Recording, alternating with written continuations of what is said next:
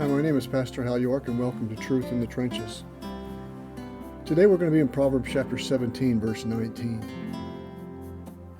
It says, "He who loves transgression loves quarreling. He who makes his doorway high seeks destruction." The ESV puts it this way: "Whoever loves transgression loves strife. He who makes his door high seeks destruction." He who loves transgression loves strife.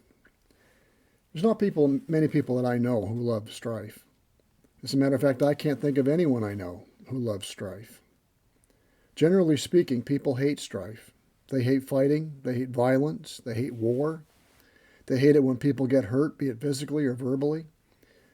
And we are in a culture, a society that's just, it's against strife on every level, and they don't want it. But yeah, if you look at what's happened in the last few months, the last year, we live in a culture that's filled, literally filled with strife on every front, it seems like. Yet politicians run campaigns promoting peace and promising peace. Every beauty pageant has someone hoping for world peace and doing their part to bring it about. Movie stars speak out for peace. People want peace. They desire peace in the world. They desire it in their relationships. Yet have we ever been further away from peace than we are right now in this world? Peace is conspicuous by its absence. But why is that? He tells us. People love sin. They love transgression.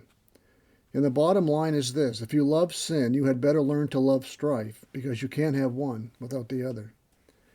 The way of transgressors is hard. There is no peace for the wicked, for the sinner.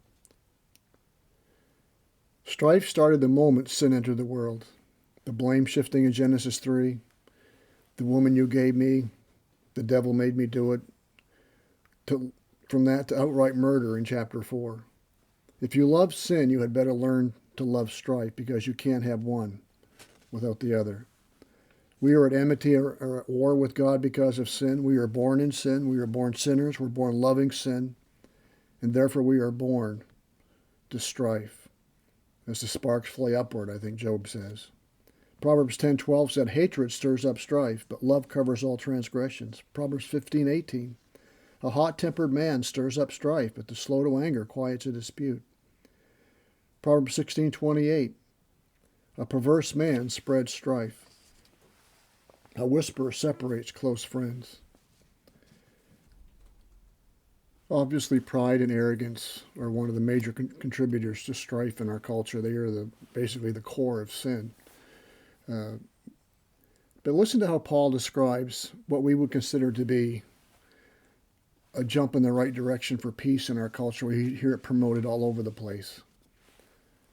How do you get peace in a culture? Love. What kind of love? Self-love. Learning to love yourself is the greatest love of all. And we believe that. I know it's the title of a song, but our culture has believed that and believes that earnestly. But listen to what Paul says about this kind of love. 2 Timothy 3 says, "But know this, that in the last days difficult times will come.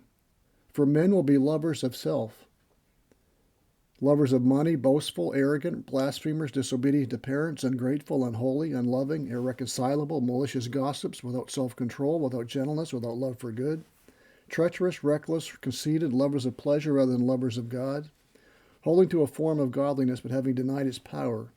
Keep away from such men as these." Lovers of self. I think all of these other characteristics in this verse flow out of this love, arrogant love of self. Now, I'm not a Greek scholar, but as I read that list of verses, list of character traits of self-love, I can't see anything in there that will make me self-love as the path to peace. Every one of these verses, every one of these words seem to have some sort of strife wrapped up in them, quarreling or whatever.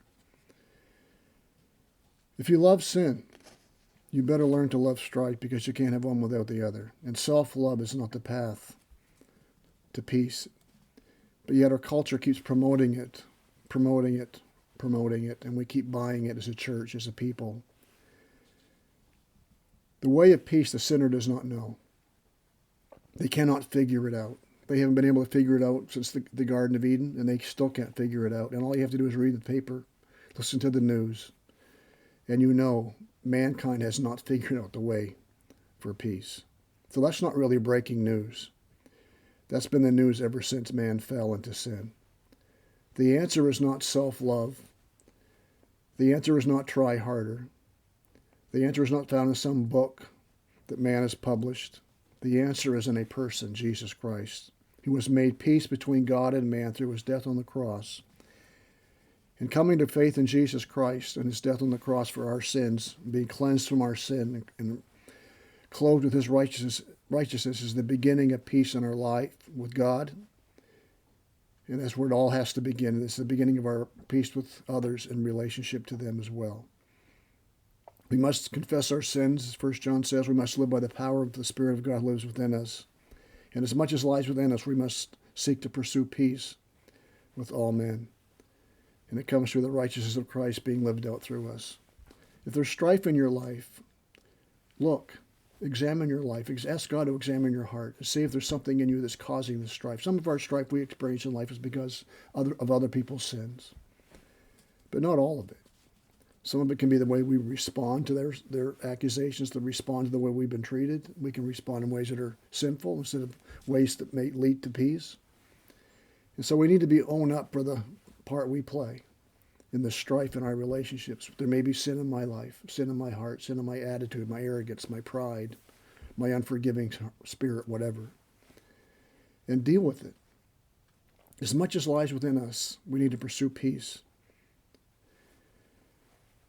Peace begins with a right relationship with God. Peace on earth begins with God through faith in Jesus Christ. So remember, if you hate strife, you must hate sin. And if you love sin, you better learn to love strife, because that's what it produces. May this truth guide us and guard us in the trenches of life as we seek to live for the glory of God and the good of others. May God bless.